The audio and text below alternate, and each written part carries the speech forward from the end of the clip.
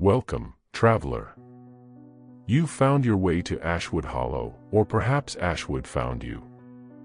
Our city looks like any other small town on a map: quiet streets, porches lit by fading bulbs, pines bending under the weight of time. Yet every building here carries a heartbeat, every shadow a whisper. I am the rule keeper. I don't live in Ashwood so much as I attend to it. I'm not your guide, not your judge. Think of me as the one who notices when the curtain slips, when the familiar becomes strange. The stories you're about to hear, they don't happen in some far-off world. They happen here. A city where desperation meets temptation, where old houses watch their guests, and carnivals laugh long after the lights go out. Sit back, keep your eyes open, and listen. If you learn anything tonight, let it be this: rules exist for a reason. And in Ashtorn, rules are the only thing standing between you and whatever's waiting just beyond the glow of the streetlights.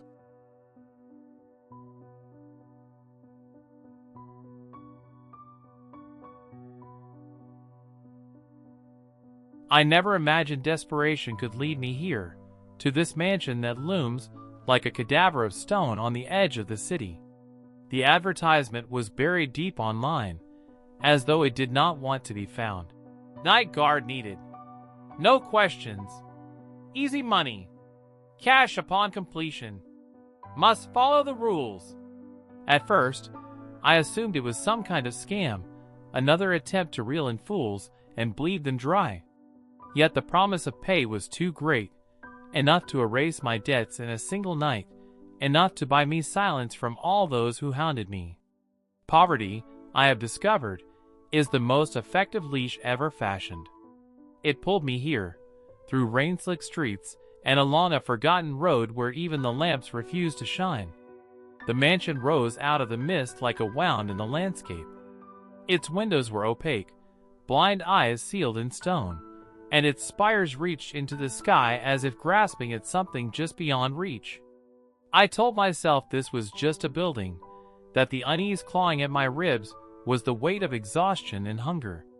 Yet I hesitated at the threshold until the door opened soundlessly, and an old man stepped out. His features seemed carved from wax, his smile pleasant but hollow, and his eyes never blinked. Without a word, he pressed an envelope into my hand, cold fingers lingering too long on my skin. Inside the envelope were 10 rules, handwritten in an unsteady script. He whispered in a voice like a dry page turning. "Obey them, or you will not last." I read them under the dim light of the entryway. Never close your eyes for more than 10 seconds.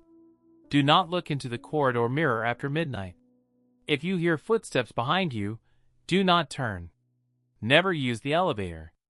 At 3:33 a.m., make no sound. Do not speak. Do not breathe too loudly.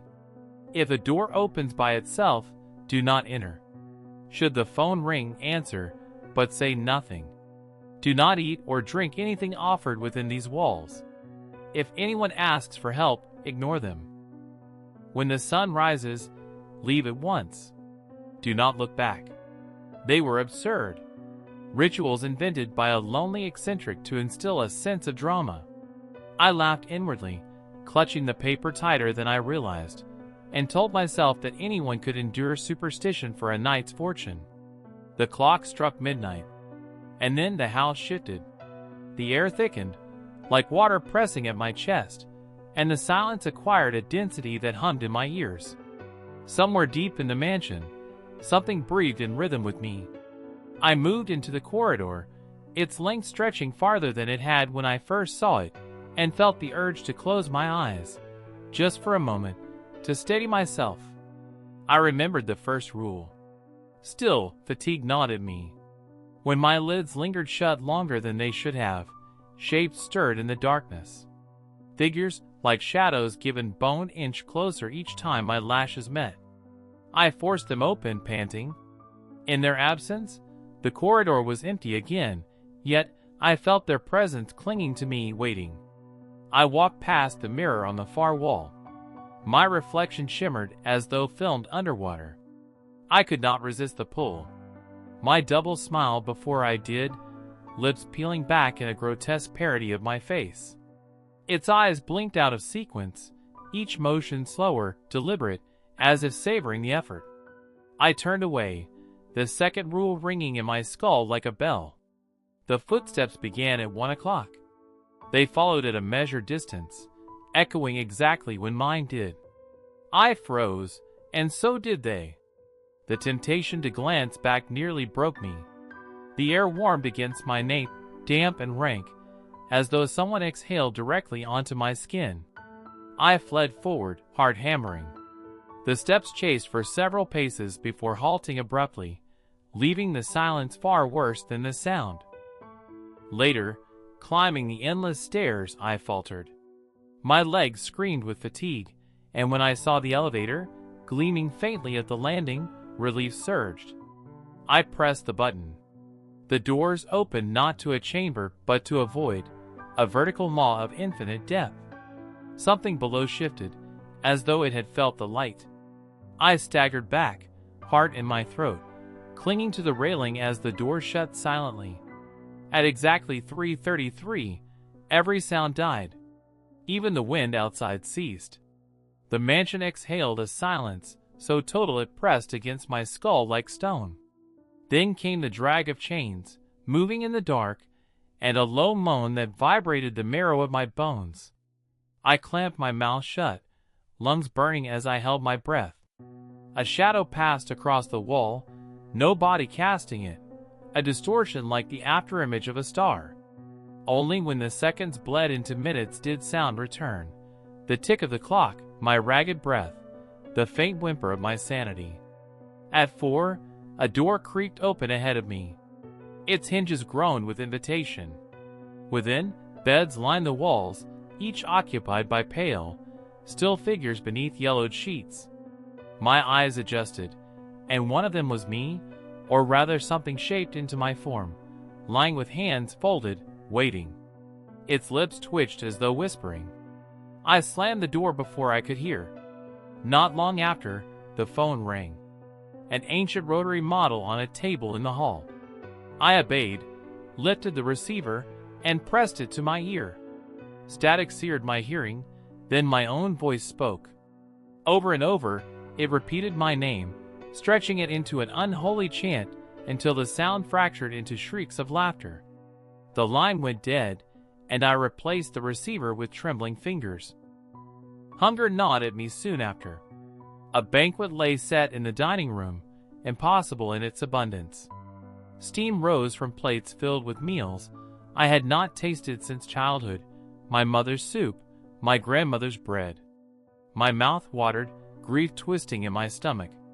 But then the roast quivered, a subtle movement like lungs inflating. One of the fruits split open, revealing not pulp but an eye, rolling blindly in its wet prison. I staggered away, bile scorching my throat. I reached the foyer near dawn. A woman sobbed softly in the shadows, her form trembling. She reached out with hands bloody from scratches. "Please," she begged, her voice raw. "Help me. I can't leave." Rule 9 surfaced like ice water in my mind. I stepped back, refusing to meet her eyes. When I did glimpse them, I saw only milky voids, like orbs stripped of sight and filled with endless hunger. She screamed, voice deepening into something inhuman, as I fled past her. The windows began to glow pale with a touch of morning. My heart soared. I had endured. I seized the front door and flung it open, sprinting into the dawn. The street was deserted, air heavy with mist. Behind me, voices rose in unison, laughter, weeping, the echo of my own pleas. I did not turn. I ran until my lungs nearly tore themselves apart. The old man waited at the edge of the street. His waxen smile had not changed. He handed me another envelope. "You lasted," he murmured, as though disappointed. The bills inside were damp, streaked with something dark. I returned to my apartment, collapsed against the door, and dared to breathe relief. But when I entered the bathroom and splashed water on my face, I looked up into the mirror. My reflection lingered, smiling a fraction too late, lips whispering though mine were still. It was then I realized sunrise had not freed me. The rules were not bound to the mansion. They had followed me home. And tomorrow night, I might not be strong enough to obey them.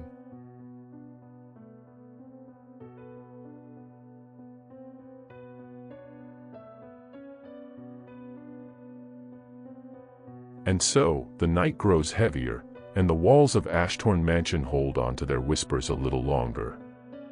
Our guard may have left his post, but the questions remain, waiting like shadows in the corners of the mind.